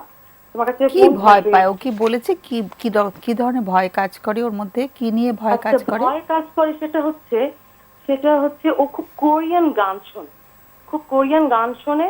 তো ও আমাকে বলে যে কোরিয়ান গানগুলোতে নাকি মাঝে মাঝে কোনো একটা খারাপ, ও কি কোনো ব্যান্ড ফলো করে? কোরিয়ান কোনো ব্যান্ড ফলো করে? হ্যাঁ হ্যাঁ, বিটিএস, এনসিটি। হ্যাঁ, খুব একদম ব্লাইন্ডলি। মানে ও এটার একটু নেশা হয়ে যায় কিন্তু। জি। তো ও বলতে চাচ্ছে যে আমি ওদের গানে মাঝে মাঝে একটু খারাপ মেসেজ চলে আসে। তো আমি তো নামাজ পড়ি, আমি তো খুবই পাইয়াস। তো ওই মেসেজগুলো আমার ভিতরে খুব গিলটি ফিলিংস দিচ্ছে। তো আমি বললাম মেসেজগুলো আসলে কিরকম? তো আমাকে বলছে তুমি এটা বুঝতে পারবে না, তুমি তো আসলে কোরিয়ান গান বুঝতে পারবে না। তো আমি আসলে আমাদেরও অত সময় হয় না যে ওর সাথে বসে যে গানটা, আমাদের মাঝে মাঝে ডাকে যে মা আসো একটু গানটা শোনো। মাঝে মাঝে শুনে কোরিয়ান আসলে এত তো বোঝাও যায় না। তো ও আমাকে এটাই বলছে, মাঝে মাঝে না, ও তোমাকে চাইছে ওর সাথে, তুমি ওর গানগুলো শুনে অর্থগুলো ওর কাছ থেকে জানার চেষ্টা করো প্লিজ। হ্যাঁ, মানে ওর লাইফের কিছু পার্ট তুমি হও। তো বলছে মা খুব আমার একা লাগে, আমার ভয় লাগে। সো তুমি, আমি জানি তুমি একটা জব করছো, রেসপন্সিবিলিটি ওখানেও আছে তোমার, কিন্তু একটু চেষ্টা করো না ওর জীবনের সাথে আরেকটু নিজেকে জড়াতে। ও কোথায় এখন তুমি যে কথা বলছো? ও এখন আমার কাছে নেই, ও বেশ দূরে। ও জানে না আমি আপনার সাথে কথা বলছি। লাস্ট জানলেও কি রাগ করবে তুমি যে আমাদেরকে বলছো? ও রাগ করবে কেন না? তোর কাছ থেকে পারমিশনটাই নিতে একটু। কি ওকে যদি পারমিশন দিতে বলতে ওকে দিত? এটা শেয়ার করতে চাচ্ছিলাম ম্যাডাম। লাস্ট আপনাদের প্রোগ্রামটাতে আমি কথা বলতে চাচ্ছিলাম। তো ওকে আমি বলেছি যদি এরকম হয় আমরা তো লাইন পেয়েই যাবো এমন তো কোনো কথা নেই, যদি কথা বলতে আমরা পারি, আমি যদি তোমাকে ডাকি তাহলে কি তুমি কথা বলবে? বললো না না না, তুমি কেন টিভিতে তুমি আমার কথা বলবে, প্রশ্নই আসে না। তা আজকে যে তুমি বলছো ওর পারমিশন ছাড়া ও রাগ করবে না জানলে? হ্যাঁ, ও রাগ করবে, কিন্তু আসলে আমি খুবই চাচ্ছিলাম যে একজন এক্সপার্টের সাথে মানে ওর বিষয়ে একটু কথা বলতে আসলে। এবং এখন যে জিনিসটা আমার কাছে সবচেয়ে বেশি ভয় লাগছে, ও যেটা বলছে ওর যেহেতু কিছু ভালো লাগে না, ও সুইসাইড করতে চায়। তো ও আমাকে এটাও বলছে যে, আমি বলছি তুমি কেন সুইসাইড করতে চাও, তোমার তো কোনো দুঃখ নাই, তুমি সব চাচ্ছ, যা চাচ্ছ সব আছে, তোমাদের সবই আছে। তো বললো আমার তো আচ্ছা খুব একটা ভালো লাগে। সেকেন্ড প্লিজ, এইভাবে বলো না যে তোমার কোনো দুঃখ নেই। হ্যাঁ, মানে ওর কষ্টটাকে তুমি কিন্তু আমলে নিচ্ছ না। হ্যাঁ, ওর কোনো না কোনো কষ্ট তো আছে, সুইসাইড করবে না হয়তো, আমরা সেটা আশা করছি না, কিন্তু ও কোনো একটা কষ্টের মধ্যে রয়েছে। তুমি যদি বলো তোমার কোনো দুঃখ নেই, তাহলে কিন্তু ওর মানে ওর যে মানে অনুভূতিটাকে সেটাকে তুমি খাটো করছো। কেমন? তুমি বরং বলবে যে মা তোমার নিশ্চয়ই তোমাকে কোনো কিছু কষ্ট দিচ্ছে, তুমি কি আমাকে বলতে চাও? এখন যদি না বলতে চাও, যখন বলবে আমি কিন্তু রেডি থাকবো সবসময় তোমার কাছে কথা শোনার জন্য। তুমি চেষ্টা করো যতটা ফ্রেন্ডলি ওর সাথে হওয়া যায়। আর তোমার হাজবেন্ডের কোনো রোল নাই ওর জীবনে, একটাই তো মেয়ে হ্যাঁ, তোমার। ওরও আছে। ও কিন্তু আমরা দুজন একসাথে বসছি ওর সাথে, কিংবা আলাদা করেও বসছি। ও আবার ওর বাবার সাথে বসে কিছু কিছু কথা বলে যে কিছু কথা আমি তোমাকে বলতে পারবো না, যে কিছু কথা আমি মাকে বলবো। তো আমি আবার ওর কাছে আলাদা করে বসি। তো ও আমাকে এটা বলছে যে ও মানে যখন বাবার রোল প্লে করছেন তার মানে, তাই তো? বাবার রোল যথেষ্ট প্লে করছেন, আমরা আচ্ছা, ভেরি দুজনেই গুড। করছি। এখন যে দুজনেই তুমি করছি। আজকে যে মেয়ের কথা বলছো, বাবা কোথায় আজকে এখন? বাবা আরেকটা রুমে এই প্রোগ্রামটাই দেখছেন। আমি একটা রুমে আছি, বাবা আরেকটা রুমে চলে গেছেন যাতে করে ও প্রোগ্রামটা দেখতে পারে। ও খুবই কনসার্ন। আর যেহেতু আমাদের একটা মাত্রই মেয়ে আসলে, আর একটা মজার জিনিস যেটা হচ্ছে, আমি ওকে বলি যে তুমি যে একা, তুমি কি আসলে ভাই বোন চাও? তো ও বলে অনেক ছোটবেলায় চেয়েছিলাম, কিন্তু এখন আমি অনেক বড় হয়ে গেছি, এখন আমি কিন্তু আসলে ওর ভাই বোন আর চাই। তোমরা নিলে না যে, সেটা কোনো কারণ আছে কি? সেটা আসলে আমি কোনো কারণে মানে কি প্রফেশনাল কারণে মানে সবকিছু মিলে আমি এটা আমার নিজের ইচ্ছাতেই আসলে মেনে নিই। ঠিক আছে, আজকে তোমার প্রশ্ন হচ্ছে কিভাবে তোমরা ওকে হেল্প করতে পারো, তাই তো? আমি কিভাবে ওকে হেল্প করতে পারি? আচ্ছা, একটু লাইনে থাকো। কোনো প্রশ্ন আছে কারণ? ওর ওর কি ফ্রেন্ড আছে? ওর ফ্রেন্ড আছে, কিন্তু ও ফ্রেন্ডকে ফোন করতে বললো, ও বলে আমরা তো আসলে ওই ভার্চুয়াল ক্লাসে আমাদের ওর সাথে কথা হচ্ছে, কিংবা পরে অনলাইনে কিংবা ইনস্টাগ্রামে আমরা চ্যাট করে নিচ্ছি। মানে একটা ফোনে যে কথা বলা, আমরা যে এখন আমাদের সময় ফ্রেন্ডের সাথে কথা বলতাম, ও বলছে না আমরা তো ওই চ্যাটিংই করছি, ইনস্টাগ্রামে চ্যাটিংটাই হচ্ছে, তো আমাদের কথা বলার কোনো প্রয়োজন নাই। মানে ওর ক্লাসটা বাদে বাকিটুকু সময় ও ইনস্টাগ্রামে চ্যাটিং করা, আমি ওগুলো দেখি। এই জিনিস মানে কি করতে সেটাও আমাকে ও দেখায়। তারপরে এই কোরিয়ান গান শোনা, সারাক্ষণই কোরিয়ান গান শুনে। এবং ঠিক ওর আছে, মনে ওটা হচ্ছে- একটা মানে ভীষণভাবে এখন চলছে, আমরা যেটা শুনেছি। আর কোনো প্রশ্ন? আর একটা কোয়েশ্চেন, বলছিল যে ওর গিলটি ফিল হয়, এবং আপনি বলছিলেন প্যান্ডেমিকের ভিতরে ওর নামাজ পড়ার প্রবণতাটা এখন বেড়ে গেছে। সো ও কি কিছু বলে, কোনো কিছু নিয়ে ভয় পায়, বা কি কারণে নামাজ পড়ে এখন অনেক বেশি? হ্যাঁ, এটাও বলছে যে ওর বোধে ও খুব পাপ পূর্ণ, এটা করলে পাপ হবে, এটা করলে পুণ্য হবে। এই কোরিয়ান গানটা যে শুনছে, ও বলছে মাঝে মাঝে না একটু খারাপ খারাপ সিন চলে আসে। তা আমি কোরিয়ান গানটা খুব পছন্দ করি, কিন্তু আমি তো ছাড়তেও পারছি, তো গানে একটু একটু চলে আসে। ও আমাকে দেখাচ্ছে নর্মাল হতে পারে একটা গানে যেটা হয়, তো ওটাকেও সে এত পছন্দ করে গানটাকে, সে গানটা শুনতে চাচ্ছে। কিন্তু যখনই সে কোনো বাজে ওয়ার্ড গানে হয়তো ঠিক আছে, বোঝা গেছে তোমার কথা। একটু আমি একটা ছোট্ট প্রশ্ন আছে। প্রশ্ন করি আমি আপনাকে। ও কি কোনো কান্নাকাটি করে? ও কান্নাকাটি করে, ওকে যখন আমরা মাঝে একটু বকাবকি করি তখন ও কাঁদে, কিন্তু খুব চেপে চেপে কাঁদে। মানে সেই কান্নাটাও সে খুব চেপে চেপে, আমি বুঝতে পারছি খুব কষ্ট। আসলে মাঝে মাঝে সে কথা যেটা আমরাও তো আমাদের টেম্পারটা আসলে অনেক সময় কন্ট্রোল করতে পারি না, তখন অনেক সময় বকে দিই, বেশ ভালো করেই হয়তো বকে দিই। ও রাত জাগে, প্রচুর রাত জাগে। ও সকালে ক্লাস আছে, তারপর সে রাত জাগে। ও মানে ওটা এই প্যান্ডেমিকের মধ্যেই হয়েছে। ও ফজরের নামাজ পড়ে সে ঘুমাতে চায়। জি জি, ঠিক আছে। একটু সে মানে ওর ঘুমটা এমনিতে কেমন? হোয়াট ইজ দ্য ঘুমের ধরনটা কেমন? ওর ঘুমের ধরন হচ্ছে মানে ঘুমায়, যখন ঘুমায়, কিন্তু যখন দেখা যাচ্ছে একটু যদি ও রুমে যায়, ও আবার বলে ও আচ্ছা এরকম। আরেকটা জিনিস আমি যেটা বলতে যাচ্ছি, ও যেহেতু একা মানে একা ভয় পায় থাকতে। তো আমি ওর সাথে বেশ লং টাইম ধরে কিন্তু আমি ওর সাথেই ঘুমাচ্ছি। তা আমি ওকে বলছি, ও আবার যখন আমি বলি আমি কি তোমার বাবার সাথে ঘুমাতে যাব, ও এই কথাটাও আমাকে বলে না যে না তুমি আমার সাথে ঘুমাও, কিন্তু বলে আমি জানি না। আচ্ছা তুমি কি ভয় পাও? বলে আমি জানি না, তুমি চাইলে আমার সাথে ঘুমাতে পারো। মানে ও আমাকেও যে একটা জিনিস ইনডাইরেক্টলি বলবে। তোমাকে একটা মেসেজ দিচ্ছে আর কি, কিন্তু আরেকটু কথা আসি, ঘুমের পরে সে কি ফ্রেশ ফিল করে, মানে ভালো লাগা, যে ঘুমের পরে একটা ভালো লাগা থাকে, একটা সতেজতা থাকে, এটা কি তার মধ্যে না থাকে? না, ও ঘুম থেকে উঠে বলে আমার ভাবনা আসছে। মানে কত ঘন্টা ঘুমাচ্ছে সেটা কি খেয়াল ও করেছো? ঘুমোচ্ছে, ও রাত 2টা-3টার আগে ঘুমোতেই যাচ্ছে না, আর সকালে আবার উঠছে 8:30টার দিকে। তার মানে ও ঘুম তাহলে খুবই তো কম হচ্ছে। ঘন্টা ভালো পুরো হচ্ছে। পূরণ হচ্ছে না। আর এমনিতে না। যে খারাপ লাগে বলে বা ভাল লাগে না বলে, কোন সময়টা এটা বেশি হয়? ভালো না লাগাটা কোন সময় বেশি হয়, সকালের দিকে না বিকালের দিকে, এরকম কিছু কি আছে? এটাও প্রায়ই বলে, মানে ও যে ইভেন ও ক্লাস করছে, ও আমাকে ডেকে বলে আমার না ভাবনা আসছে। তাহলে কিসের ভাবনা আসছে? তা ও বলছে আমার ভাবনা আসছে যে আমি যে ওই গানটা শুনেছিলাম, ওই মেসেজটা ওটা আমার মাথায় আসছে, ওটা তো পাপ হচ্ছে। তো আমি যে পড়াশোনায় মন দিতে পারছি না, এটাও একটা খারাপ কাজ হচ্ছে, এটাও আমার একটা পাপ হচ্ছে। এখন আমি কি করবো? আচ্ছা, ও ও কোনো সারাক্ষণ কিছু ক্ষতি করেছে নিজের মানে সোফার? ও আচ্ছা, এই কথাটাও সে বলছে। ও বাথরুমে অনেক সময় কাটায়, অনেক ওয়াশরুমে। তা আমি একটু কান পেতে শোনার চেষ্টা করি ও কি করে আসলে। মাঝে মাঝে দেখেছি ও একা একা গান গায়, মাঝে মাঝে সে একা একা কথা বলে, আর এরকমই করে। এবং আমাকে সে বলেছে যে আমি তো আসলে নামাজ পড়ি, আমি জানি যে সোসাইটির ট্যামটা খুবই খারাপ, আমি সবই জানি যে এটা খুব খারাপ, কিন্তু আমার মাথায় আসছে। আমি মাঝে মাঝে নিজেকে হাতে হাতে বা একটু চেয়ার দিয়ে জোরে বাড়ি দিয়েছি। আমি তো কোথায় দিয়েছো, আমাকে দেখাও, আমাকে সাইনটা দেখাও। তো বলে আমার এটার কোনো সাইন নাই, কিন্তু আমি জোরে আমার হাতটা একটু খাটের সাথে লাগিয়ে দিয়েছি, আচ্ছা। একটু দরজার সাথে লাগিয়ে দিয়েছি। মানে ওর টেন্ডেন্সিটা আছে, ও বলছে এটা আমার করতে ইচ্ছা করে। করার পরে ও বলে যে ও কিন্তু আমাদের সামনে কখনো করেননি। এবং ও নিজে বলেছে আমি নিজে কথা বলি, কেননা আমার কথা বলার মানুষ নাই। আমি বলেছি তুমি আমাদের সাথে, আমরা যখন ঠিক আছে, ব্যস্ত না, তখন আমরা কথা আলোচনা বলবো। করি। হ্যাঁ, অনেক জি। অনেক ধন্যবাদ তোমাকে। হ্যাঁ, খুবই একদম আজকের টপিকের সাথে মানে সম্পৃক্ত একটা প্রশ্ন করেছো। মানে ওর জন্য আমাদের অনেক ভালোবাসা রইলো। চেষ্টা করতে হবে আর কি সবাই মিলে, কেমন? অনেক অনেক ধন্যবাদ। Thank you so much ma'am. Thank you. Thank you.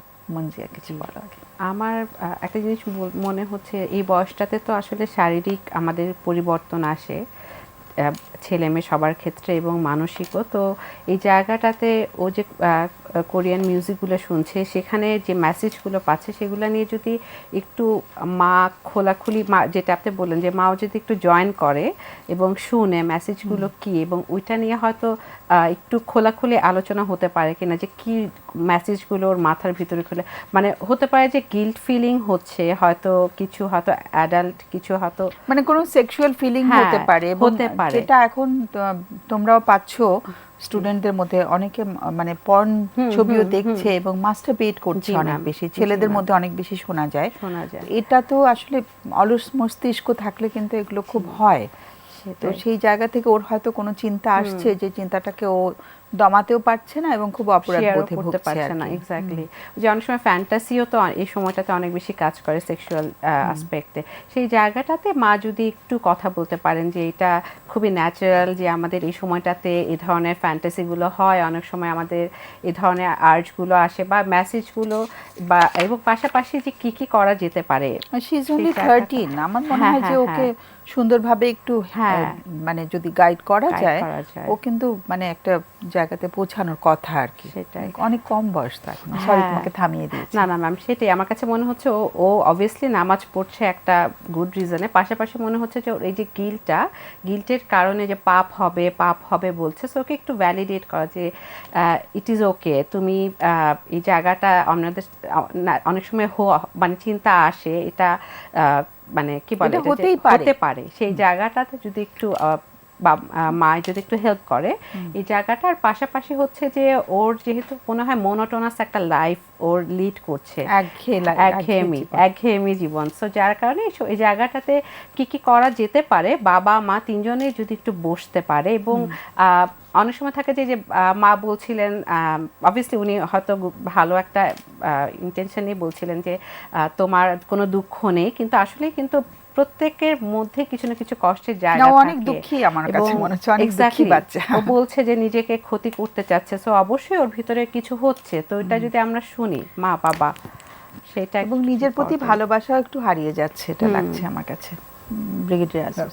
Madam আমার কাছে, আমি একটু হয়তো আপনাদের সাথে আমি জানি না একটু ডিফার হয়তো করতে পারে, আমি একটু সাইকোপ্যাথোলজি নিয়েই চিন্তা করছি বাচ্চাটার। একটু বাংলায় বলে।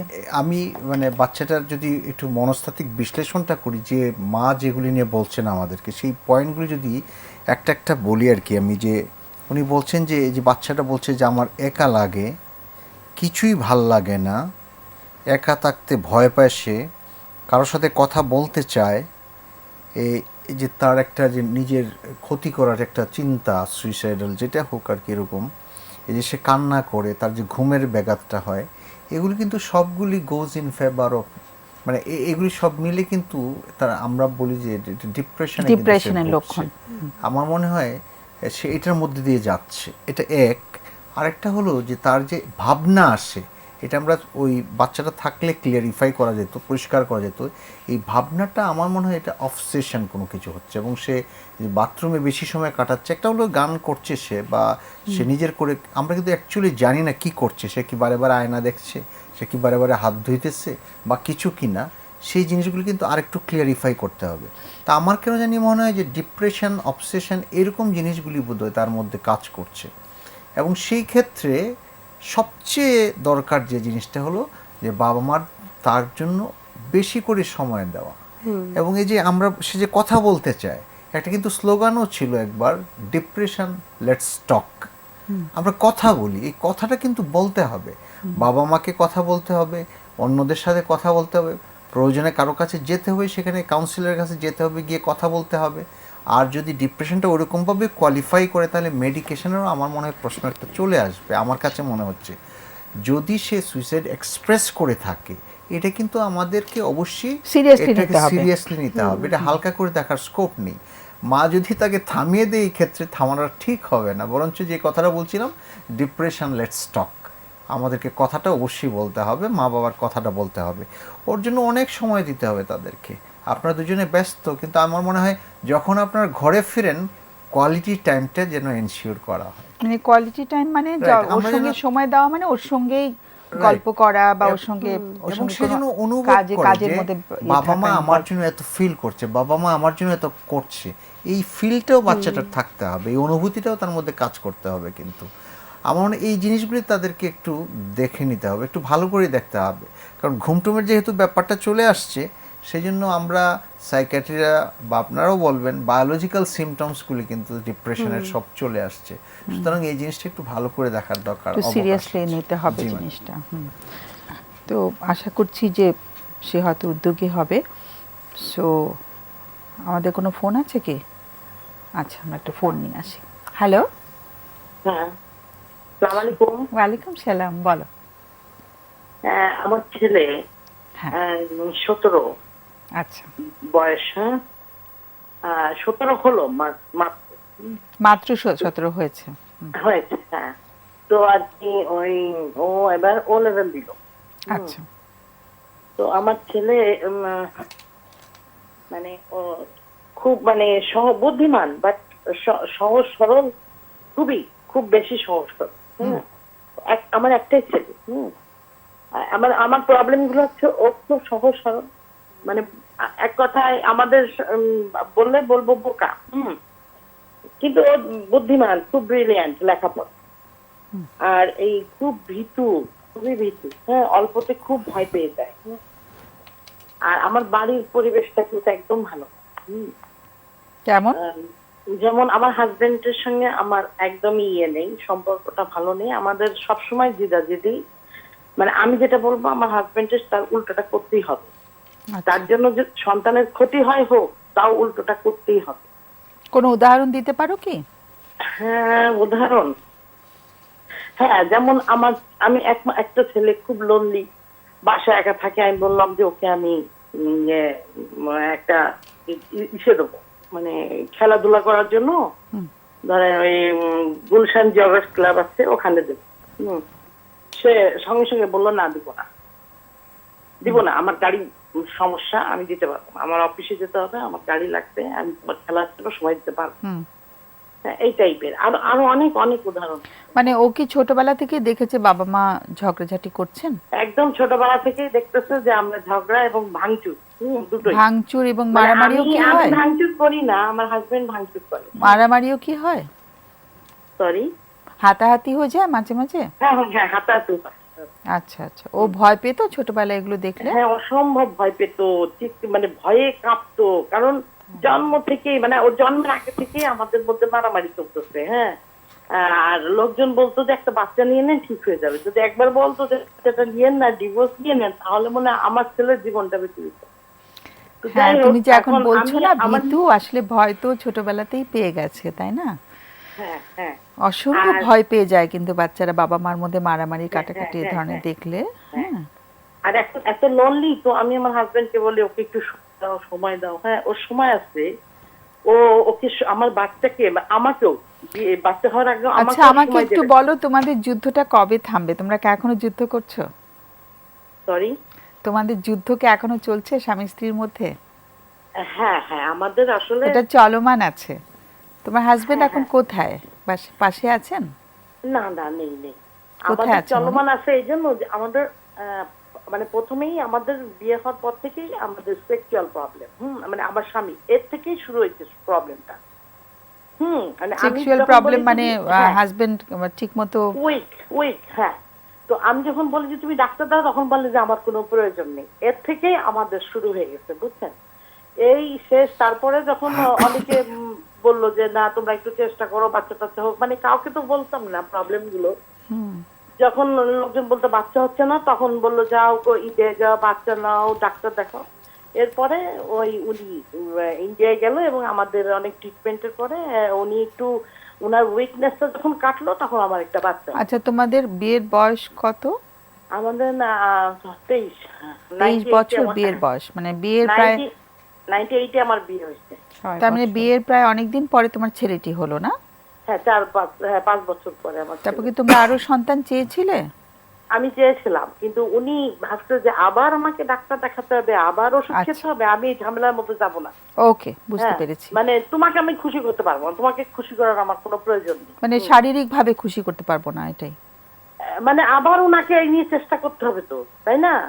মানে খুশি করা বলতে উনি শারীরিক খুশি না মানসিক খুশির কথা বলছেন? না না, মানসিক খুশি। আমি আবার একটা বাচ্চা নেব, তাহলে আবার আমাকে সেই ওষুধ খেতে হবে, আবার আমাকে ডক্টর দেখাতে আচ্ছা, হবে, বুঝতে আবার পেরেছি। আমাকে তোমার সঙ্গে শারীরিক সম্পর্ক করতে হবে। আমার এসব ভালো লাগে না।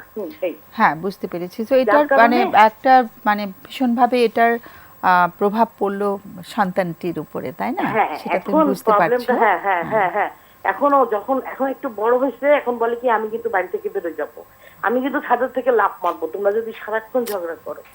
তোমার আর ওই- তোমার তুমি কি কিছু কাজ করছো, কোনো জব করছো কি? না না না, আমি হাউস ওয়াইফ, সে আমাকে কোনো আচ্ছা। কাজ করতে দেয়নি। তোমার আমি কাজ করতে দেয়নি? কমপ্লিট করেছি ইডেন কলেজ থেকে, বাট আমাকে বিয়ের প্রথম দিন থেকে সে কোনো কাজ করতে দেয়নি। Okay. মানে কাজ, হ্যাঁ, ভাবছে যে কাজ টাজ করলে যদি আমি আরো বেশি চালাক হয়ে চলে যায় তাকে ছেড়ে, Okay, ঠিক আছে, কিংবা বুঝতে তার পারছি কথা আমরা। না মেনে নি, এইসব কারণে। হ্যাঁ, তোমার আজকের তো- প্রশ্নটা কি মানে সন্তানটিকে কিভাবে হেল্প হ্যাঁ, করবে, তাই তো? আমার প্রশ্ন, হ্যাঁ, না সন্তানকে কিভাবে না, মানে ও তো খুব বোকা হয়ে গেছে। হ্যাঁ, একা থাকে, আর ওর বাবা ওকে সময় দেয় না। পারলে তুমি বোকা শুক্রবার- কথাটা বারবার বলছো, বোকা শব্দটা হ্যাঁ। ইউজ করো না, কেমন? আচ্ছা, আমি সহজ সরল বলেছি একবার। হ্যাঁ হ্যাঁ, কোনোটাই হ্যাঁ, বলার হ্যাঁ। দরকার নেই ওর মতন। হ্যাঁ। হ্যাঁ, কোনো কিন্তু ও বুদ্ধিমান, ও কিন্তু এই যে হ্যাঁ, এই কোনো O বিশেষণ level-এর, দেওয়ার হ্যাঁ, দরকার নেই। হ্যাঁ, ওকে, ও কিন্তু, হ্যাঁ, খুব তুমি ভালো একটু result লাইনে করছে থাকো, O level-এ। একটু লাইনে থাকো প্লিজ। না, আমাদের আমি একটু প্রশ্নগুলো বলি আপনাকে, মানে প্রশ্নগুলো তুমি হ্যাঁ। হ্যাঁ করে মানে ফেলো।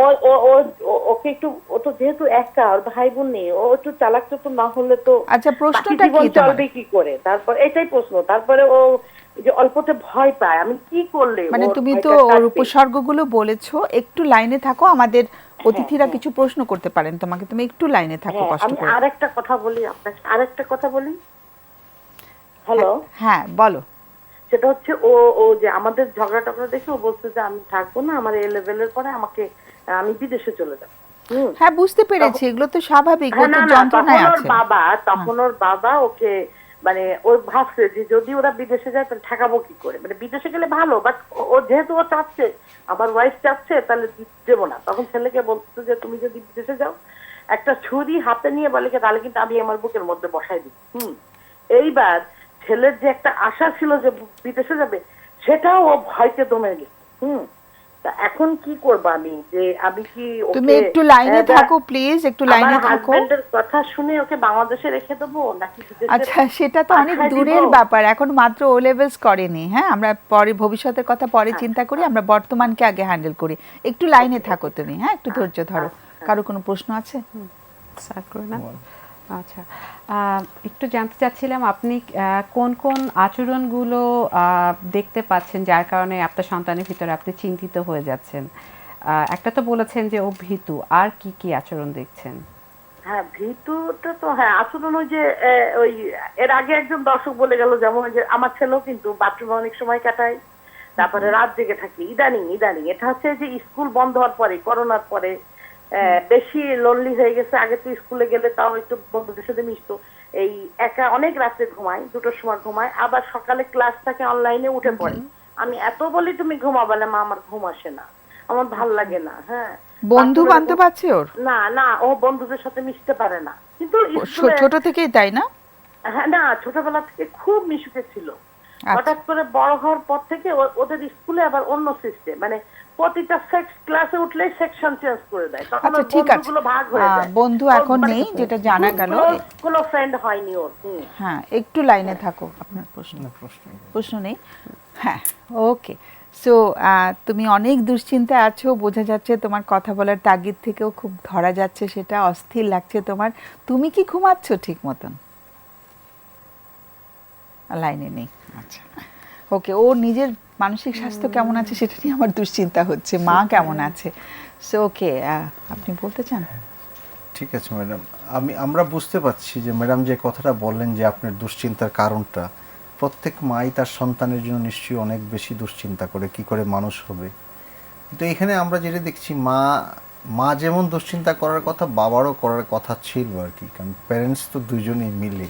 কিন্তু বাবা মা কেউ তো শান্তিতে নেই, ওনাদের দুজনের সম্পর্ক তো সম্ভবত এখানেই প্রবলেমটা শুরু হয়ে গেছে, ওই জায়গা থেকেই, যে এই যে ধমক খেয়েছে বাচ্চাটা, সেজন্য ভীত হয়ে গেছে। এই যে সে জায়গাটা পায় নাই, সঠিক জায়গাটা পায় নাই, চর্চার জায়গাটা শুধু তার ছিল ধমক না। খায়নি তো, ও তো দেখেছে বাবা মার মধ্যে মারামারি দেখে বড় হয়েছে। তার মধ্যে তো স্টিম, যেটা আস্থাটা, যে নির্ভরতার জায়গাটা, সেটা তো ছোট হয়ে গেছে, তার মধ্যে একটা হীনমন্যতা ঢুকে গেছে।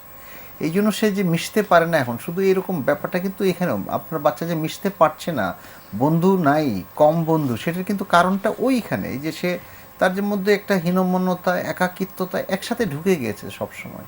এবং সেই জন্য সে, আপনি যে বলছেন না, সে যে বোকা বোকা বলছেন, সে তো ও লেভেলে পড়ছে, বোকা টোকা সে না, সে আসলে হতভম্ব হয়ে যাচ্ছে হয়তো। সে কি করবে সেটা বুঝতে পারছে না, ব্যাপারটা বোধহয় এরকম হয়ে যাচ্ছে। আর কিছু কিছু কথায় যে ঘুম আসছে না, ভয় পাচ্ছে, লাফ দিবে, এগুলি আমি শুনে শুনে না আমি খুব কষ্টই পাচ্ছি যে আসলে কি হচ্ছে। আমার মনে হয় আপনারা নিশ্চয়ই তার বাবাকে যদি বোঝানো যায় সন্তানটা কি, হয়তো উনি চেঞ্জ হবেন। আমার মনে হয় একটা প্রফেশনাল হেল্পে যাওয়া দরকার, প্রফেশনাল হেল্পারের, মানে কাউন্সিলরের কাছে আপনারা 3জন মিলে যান, সবাই মিলে যাওয়া দরকার। সবাই মিলে গেলে হয়তো আমরা হয়তো একটা ভালো ফল পাবো। কারণ আলটিমেট একটা সময় বাবা হয়তো বুঝতে পারবে যে না, আমার বাচ্চাটাকে তো মানুষ করতে হবে, আমরা হয়তো এরকম করেছি, বাট অনেকটা লেট হয়ে গেছে। বাট স্টিল এখনো কিন্তু সময় আছে। আমার মনে হয় আপনি যদি একা না পারেন, আপনি এরকম নিশ্চয়ই কোনো বন্ধু আছে বা এরকম কোনো মুরব্বী আছে যার কথা হয়তো শুনবেন, তাকে ইনভলভ করা যেতে পারে। এরকম কাউকে ইনভলভ করে যদি সবাই মিলে একসাথে এন্টায়ার যাওয়া ফ্যামিলি যায় যদি সেবাটা নেন, এবং সেই ক্ষেত্রে যেটা ম্যাডাম আপনিও বলছিলেন যে আপনার মনটাও একটু চর্চা করতে, মনের যত্নটা নিতে হবে, সেই সাথে বাচ্চার মনের যত্ন তো নিতেই হবে, আপনার মনের যত্নটা একটু নিয়ে মানে জরুরি মা হয়ে পড়েছে। খুবই অস্থির এবং অ্যাংজাইটিতে ভুগছেন বোঝা যাচ্ছে। আমি বলবো যে আমার খুব মানে হতাশা কাজ করে যখন এই ধরনের ঘটনাগুলো শুনি, যে দাম্পত্য জীবনেই কলহ চলছে, তারপরে একটা সন্তান নিয়ে নেওয়া খুব কমন, মানে আমরা এটা শুনি। তো অবভিয়াসলি ও ছোটবেলা থেকে যখন দেখে এসেছে এই ধরনের ঘটনাগুলো, ওর ভিতরে হয়তো এটা একটা ট্রমাটিক এক্সপেরিয়েন্স হতে পারে, এবং ছোটবেলায় বাচ্চারা যখন মানে এই একটা ধরনের জিনিস দেখে প্রচন্ড ভীতির একটা অভিজ্ঞতা হতে পারে। এবং বাবা মা যখন দুজন দু ধরনের কথা বলছে, তখন কিন্তু বাচ্চাটা মধ্যে থেকে ও একটু কনফিউজড হয়ে যায় যে ও আসলে কার কথাটা শুনবে। এবং অবশ্যই কখনোই বাবা মার এই ধরনের আচরণগুলো আসলে প্রত্যাশিত নয়। এখন একটা তো হচ্ছে ওর বয়সন্ধিকালের কিছু বৈশিষ্ট্য দেখা যাচ্ছে, যে ও হয়তো একটু লোনলি থাকে বা একা থাকতে হয়তো অনেক সময় পছন্দ করছে কিনা সেটা আই এম নট শিওর। একটু হয়তো বয়সন্ধিকালের বৈশিষ্ট্যগুলোও দেখা যাচ্ছে। আর পাশাপাশি এই কোভিডের সময়টাতে তো এটা আমরা দেখতে পাচ্ছি যে ঘুমের জায়গাটাতে কিছু ইম্প্যাক্ট করছে। একটু যদি বলবো যে ওনাকে স্যার তো সুন্দর করে বললেন যে কাপল কাউন্সিলিং বা ফ্যামিলি কাউন্সিলিং যদি পসিবল হয়। পাশাপাশি মা নিজেও, এখন বাবা হয়তো সাপোর্ট করছে না, বুঝতে পারছে না জায়গাটাতে, এখন যদিও কষ্টকর, তারপরেও বলবো যে মা যদি অ্যাটলিস্ট তিনি যদি কাউন্সিলিং সেবাটা নেন, তার ভিতরে যদি একটু থাকে না যে কষ্টগুলো একটু কমে, তাহলে হয়তো বাবার সাথে মানে হাজব্যান্ডের সাথে প্রতিযোগিতাটা তার দিক থেকে অ্যাটলিস্ট কম হলে সে হয়তো অনেক জায়গা ছাড় দিতে পারবে, যেটা হয়তো কিছুটা হলেও বাচ্চাকে পিস দিবে, হয়তো ঝগড়ার জায়গাটা একটু যদি কমে আসে বা দ্বন্দ্বের জায়গাটা। মানে বিয়ের সম্পর্কটাতেও তো আসলে সন্তুষ্টি নেই, মানে ম্যারিটাল স্যাটিসফ্যাকশন যেটা বলা হয়, সেখানে শারীরিক মানসিক দূরত্বটা অনেক বেশি হয়ে গেছে, এবং ওটার বলি হলো কিন্তু সন্তানটা, তাই না? ও কিন্তু ওর ভিকটিম হলো মাঝখান থেকে। সো ইনফ্যাক্ট সবারই সুযোগ, সবারই সেবা নিতে হবে। বাসার ভিতরে থেকে বাচ্চাটা যখন কনস্ট্যান্টলি দেখছে বাবা মা ঝগড়া করছে, সো অবভিয়াসলি তো ঝগড়াটা এখনো চলছে, ঝগড়া কিন্তু থামছে না। যাই হোক, যিনি ফোন করেছেন তিনি আগে সেবাটা নিতে পারেন, তারপরে হয়তো সবাইকে রাজি করাতে পারেন। আমরা একটা ফোন নিয়ে আসছি। হ্যালো। হ্যালো, আসসালামু আলাইকুম। হ্যাঁ, ওয়ালাইকুম সালাম, বলো। জি, আমি আজকে আপনাদের সাথে আমার কিছু আর কি যৌন অনুভূতি নিয়ে কথা বলার জন্য ফোন করেছি আর কি। বলো। ওকে, যেহেতু আমি যৌন অনুভূতি নিয়ে কথা বলতে চাচ্ছি, তো সবার প্রথমে আমার বয়সটা বলা প্রয়োজন। আমার বয়স হচ্ছে 16 বছর। আচ্ছা। হ্যাঁ, আর আমি ছেলে। হ্যাঁ হ্যাঁ, এবার আমি প্রবলেমে আসি। আমি মনে করছি যে আমি উভকামী আর কি, মানে আমার আর কি, আমি এখন একটু বিস্তারিত বলি। সেটা হচ্ছে যে আমার যৌন উত্তেজনা পুরুষের প্রতি বেশি আসে, নারীর প্রতি কম আসে। আর সেটা হচ্ছে প্রথমত হচ্ছে আমি যদি বলতে চাই, মানে আমি যদি নিজে নিজে এমনি আন্দাজ করে বলতে চাই, হয়তো 90% বা 99%ই আসবে আমার পুরুষের প্রতি, আর মাত্র 1% আসবে মেয়েদের প্রতি। আর এর পরের ব্যাপার হচ্ছে কি যে যদি যৌনভাবে আমি কোনো কিছু চিন্তা করি, তাহলে দেখা যাচ্ছে কি যে একটা পুরুষকে দেখে আমার উত্তেজিত হতে খুব বেশি টাইম লাগছে না, দেখেই উত্তেজিত হয়ে যাচ্ছে, কিন্তু নারীকে দেখে ওইভাবে উত্তেজিত হতে পারছি না। নারীকে দেখে উত্তেজিত যৌনভাবে আমি বলছি আর কি, উত্তেজিত হতে হলে আমাকে মানে অনেক হয়তো অনেক গভীরে গিয়ে অনেক মানে খোলামেলা ভাবে সেক্সি ভাবে সেই নারীটাকে দেখতে হচ্ছে, তবেই পাচ্ছি আর কি। আচ্ছা, সো এটা তোমাকে কি অসুবিধা করছে, তাই যদি বলো একটু। ওকে, হ্যাঁ, এটা একটা ইম্পর্টেন্ট প্রশ্ন। আমি এটা এই কারণে আর কি আজকে কল করেছি। সেটা হচ্ছে যে আমার মেইনলি আমার জীবনের লক্ষ্য থাকে মানুষের সবকিছু। তো আমার লক্ষ্য হচ্ছে যে আমি মিডিয়াতে কাজ করব। তো মিডিয়াতে কাজ করতে গেলে তো আমাকে মানে সঠিকভাবে নিজেকে প্রেজেন্ট করতে হবে, তারপরে সবকিছু ঠিকঠাক করতে হবে। সেই প্রিপারেশন নিতে গিয়ে যদি আমার ভিতরে এসব জিনিস থাকে, তো তাহলে তো আমার প্রবলেম করবে। আর পয়েন্ট টু বি নোটেড, আমি বলতে চাচ্ছি যে আমি ছেলে হিসেবে জীবনযাপন করতে চাই আর কি। মানে ছেলে হিসেবে জীবনযাপন করতে চাও? জি, আমি ছেলে হিসেবে জীবনযাপন করতে চাই, কিন্তু আমি যদি মানে এরকম মনে হয় যে আমি যদি জন্মগতভাবে মেয়ে হতাম তাহলে খুবই ভালো হতো। কারণ আচ্ছা, আমি একটু যদি বুঝে থাকি, যেটাকে ট্রান্সসেক্সুয়াল বা ট্রান্সজেন্ডার বলা হয়, তুমি জানি না পড়াশোনা করেছো কিনা এটার উপরে, তুমি দেখতে ছেলের মতন কিন্তু তোমার মানে মনটি মেয়ের মতন, এরকম কি ব্যাপার? এরকমটি ব্যাপার, কিন্তু আমি আরো কিছু শেয়ার করতে চাই এই বিষয়ে, বলো, যেগুলো ইম্পর্টেন্ট হতে পারে আর কি।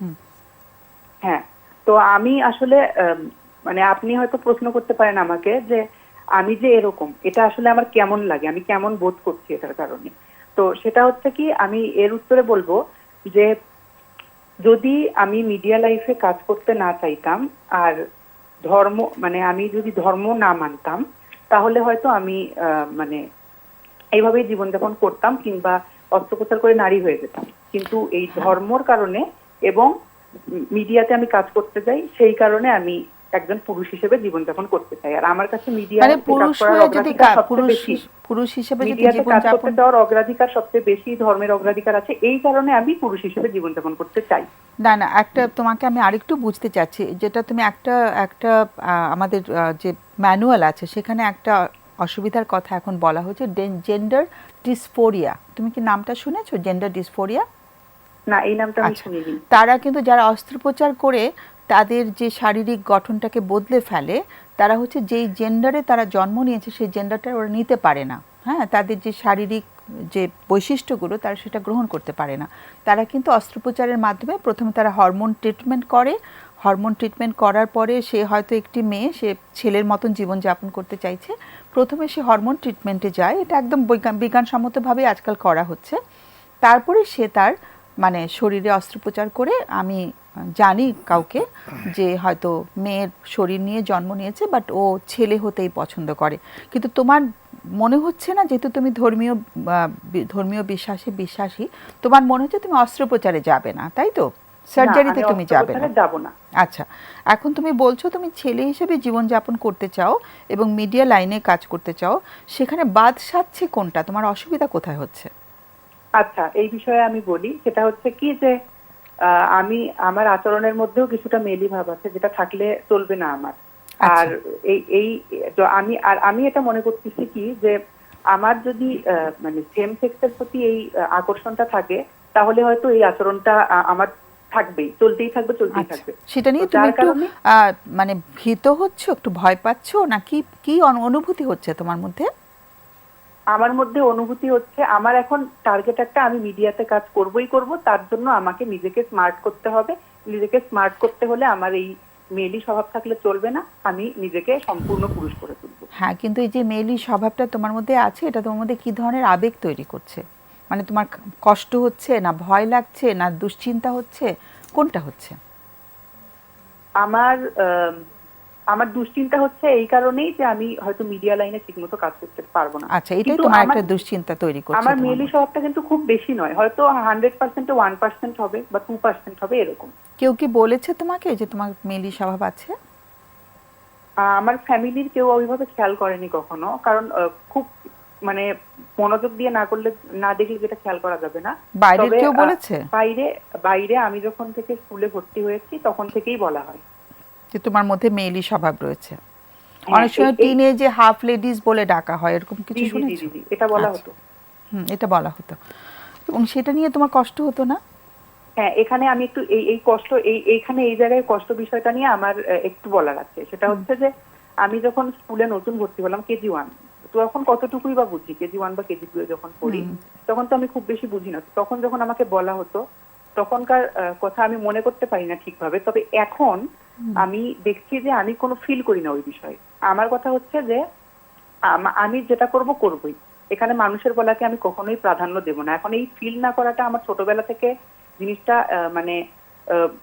মানে জিনিসটাকে ফেস করতে করতে এসেছে কিনা এত সহ্য ক্ষমতা, সেটা আমি বলতে পারছি না এখন আর কি। তবে আমার সহ্য ক্ষমতা ভীষণ বেশি, আমার মানে মানুষ বলা নিয়ে কোনো খারাপ লাগে না। ওকে, তুমি ওটা ওভারকাম করেছো। তোমার ভাই বোন আছে আরো? জি, আমার বড় বোন আছে। আমার বড় বোন হচ্ছে আমার চেয়ে 5 বছরের বড়, ওকে আমি শেয়ার করেছি, আমার মাকেও শেয়ার করেছি। Good, very good.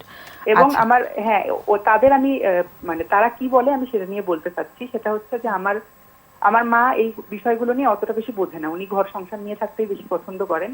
আর আমার বোন হয়তো বোঝে, আমার বোন আমাকে মানে সবসময় বোঝানোর চেষ্টা করেন, সবকিছু করেন। আর মা বলেন কি যে এই বিষয়টা নিয়ে মানে চিকিৎসা যদি থাকে আমরা নিশ্চয়ই চিকিৎসা করাবো, টেনশন করার কিছু নেই, এই ধরনের কথা বলেন। কিন্তু আমি বাবাকে বলতে পারি না, বাবাকে ভয় পাই। হ্যাঁ, বোঝা যাচ্ছে। তোমার আজকে আমাদের কাছে প্রশ্নটা কি?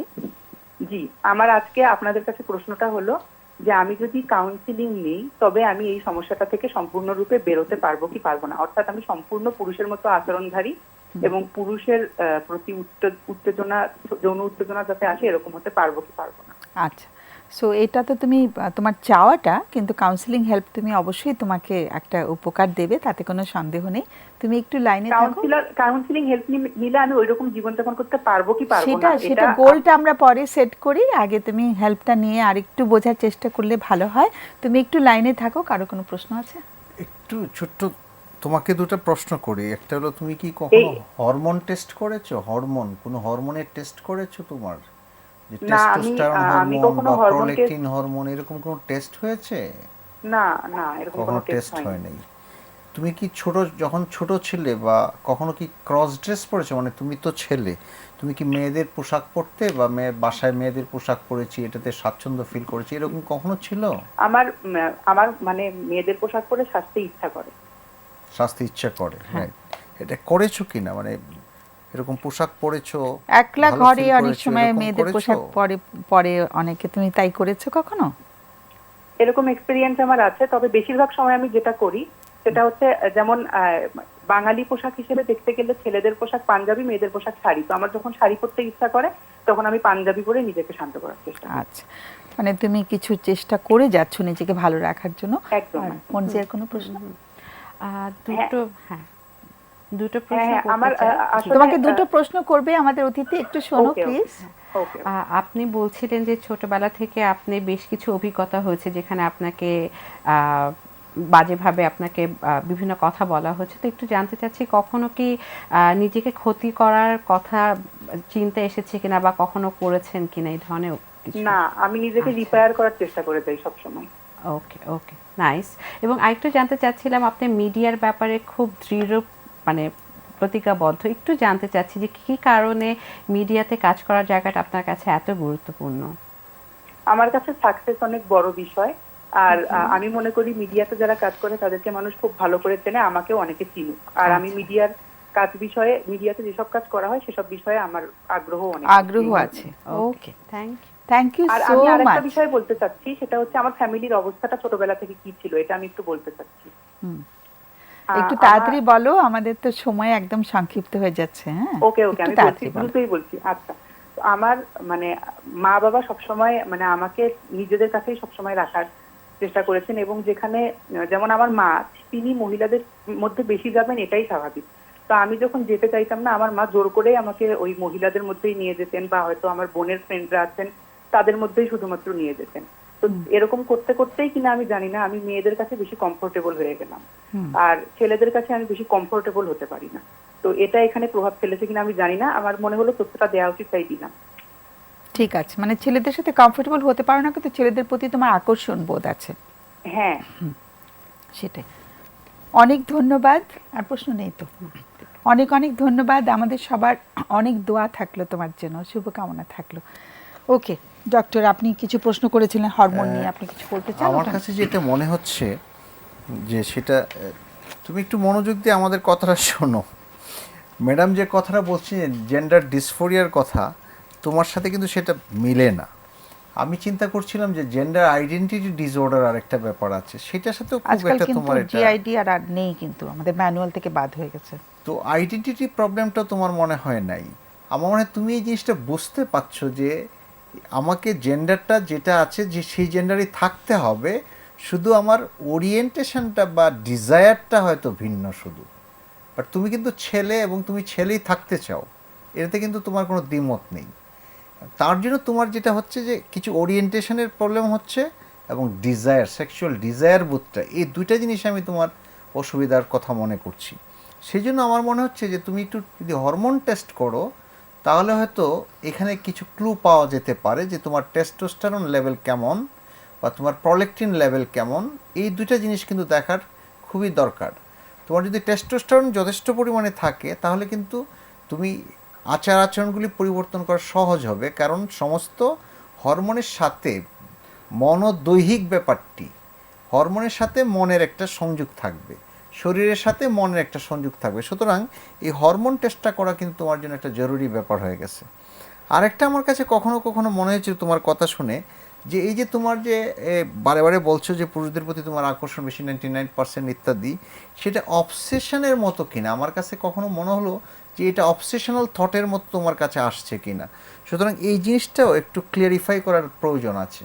এই দুইটা জিনিস ক্লিয়ারিফাই করে তুমি তুমি এরকম হেল্প নিতে পারো, কাউন্সিলের কাছ থেকে হেল্প নিতে পারো, তুমি কিন্তু কোনো সাইকিয়াট্রিস্টের কাছেও যেতে পারো, এই বিকজ মেডিকেল আসপেক্টগুলি হয়তো দেখার তোমার দরকার হবে। এই দুইটা জিনিস আমার বলার আছে। আরেকটা কথা আমি একটু ফান করেই বলি, আজকাল তো তুমি যে মিডিয়াতে গিয়ে কাজ করবা, ছেলে হিসেবে কাজ করবে, অনেক নাম হবে, এই হবে, এখন তো মিডিয়াতে মেয়েরা অনেক বেশি নাম করছে। না না, সেইটা অবশ্য আমরা জেন্ডার ডিফারেন্স না করি, হ্যাঁ, ছেলেরাও অনেক ভালো কাজ করছে। এনিওয়ে, সো মঞ্জি, আমি যেটা বলবো সেটা হচ্ছে যে উনি কাউন্সিলিং এর কথা বলেছে, প্রথমত ওনাকে অসংখ্য ধন্যবাদ দিব যে উনি এই যে অভিজ্ঞতাগুলো, নেতিবাচক অভিজ্ঞতাগুলোর ভিতর দিয়ে গেছে, স্টিল উনি ওনার মনোবলটা ধরে রেখেছে। তো এটার জন্য অবশ্যই ওনাকে ধন্যবাদ দিচ্ছি। এবং উনি কাউন্সিলিং এর কথা বলছিলেন, উনি বেশ সচেতন। তো আমি অবশ্যই বলবো যে সচেতন মানে আমি তো ভীষণ সচেতন মনে করছি। হ্যাঁ, তো সেটাই যে কাউন্সিলিংটা অবশ্যই তাকে হেল্প করবে। সে ছেলে না মেয়ে হিসেবে থাকবে, তার থেকে বড় কথা তাকে তার মতো করে গ্রহণ করার জায়গাটা, যে তার ভিতরে কিছু জায়গা আছে ন্যাচারালি, বায়োলজিক্যালি যদি বলি, বা ন্যাচারালি চলে এসেছে, কিছুটা হয়তো মেইলি স্বভাব আছে, পাশাপাশি তার ভিতরে হয়তো কিছু ছেলেদের ক্যারেক্টারিস্টিক্সও আছে। সো নিজেকে গ্রহণ করার জায়গাটা, এবং এই যে নেতিবাচক অভিজ্ঞতাগুলো হলে উনি বলছিলেন যে আমি এখন আর ফিল করি না, সো হতে পারে মানে আটকে ফেলেছে হ্যাঁ, ফিলিং গুলো, সেটাকে হ্যাঁ। কিন্তু এক্সপ্রেস করে মানে নিজেকে আরো মুক্ত করা দরকার। এক্স্যাক্টলি, মুক্ত করার জায়গাটাতে অবশ্যই কাউন্সিলিং হেল্প করবে, যে আপনাকে আপনার মতো করে গ্রহণ করা, ভালোবাসা এবং শ্রদ্ধার জায়গাটা।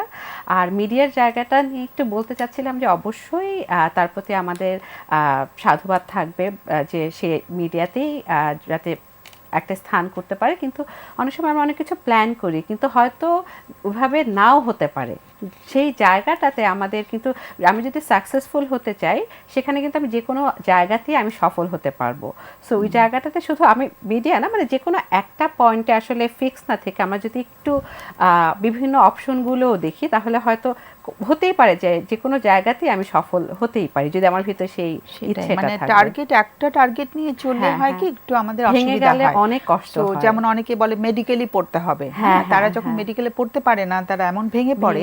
তেমন মানে exactly. টার্গেটটা আমরা পরে ফিক্স করি, আগে আমার নিজেকে জানি ভালো করে। সেটাই। এবং যেটা তুমি খুব ইম্পর্টেন্ট কথা বলেছো, যে নিজেকে গ্রহণ করে নেওয়া, ঠিক যেমন আছে তেমন করে গ্রহণ করে নেওয়া, শুধু গ্রহণ করা না, নিজেকে আদর করা, ভালোবাসা, যত্ন শ্রদ্ধা করা, করা। ভালোবাসা, ইম্পর্টেন্স দেওয়া, নিজেকে একটু প্রেশাস ভাবা, যেরকমই আছি সেরকমই।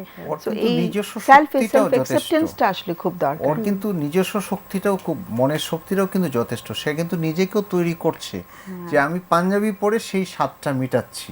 এই যে শক্তিটা, এই শক্তিটাও কিন্তু ইনার যে শক্তিটা, এটাও কিন্তু খুব ইম্পর্টেন্ট একটা। হ্যাঁ, এবং কিন্তু ওই যে সেটা তার ভেতরে একটা কিন্তু দ্বন্দ্ব আছে। হচ্ছে, তো দ্বন্দ্বটা যদি ও দ্বন্দ্বটা থেকে বের হয়ে আসতে পারে, যে আসলে একটা নিজেকে নিয়ে একটা কিন্তু ওর আমি একটা কে? জিজ্ঞাস্য হ্যাঁ। আছে, হ্যাঁ, একটা কোথায় একটা প্রশ্নবিদ্ধ করছে নিজেকে, সেই জায়গাটা আসলে সেখান থেকে উত্তরণ ঘটানো আগে দরকার। তারপর ডেফিনেটলি ও মিডিয়া কেন, যে কোনো যে কোনো জগতে কাজ জায়গায়, করলে exactly. ডেফিনেটলি ভালো করবে। যতটা সাহস ওর মধ্যে আমরা দেখতে পাচ্ছি এবং পরিষ্কারভাবে নিজেকে প্রকাশ হ্যাঁ। করা, সেটা আর বাবা মার কাছে, বোনের কাছে বলার মতো গ্রহণযোগ্যতা আছে, সেটাও খুব সুন্দর একটা ব্যাপার। কিন্তু এই ধরনের কেসগুলো যখন আমি দেখি, তখন দেখি যে ফ্যামিলির কাছে গ্রহণযোগ্যতাটা নেই, তার ফলে হয় কি কষ্টের পরিমাণটা আরো বেড়ে যায়। হ্যাঁ, সো আমাদের শেষ 2 মিনিট আছে, আমরা আমাদের বিদায় নিতে হবে। এবং আমার মনে হয় আমরা ওকে পরিষ্কার কাউকে যোগাযোগ করতেই পারে, অনলাইনে যোগাযোগ করতে পারে, যোগাযোগ করে এখান থেকে নাম্বার নিতে পারে।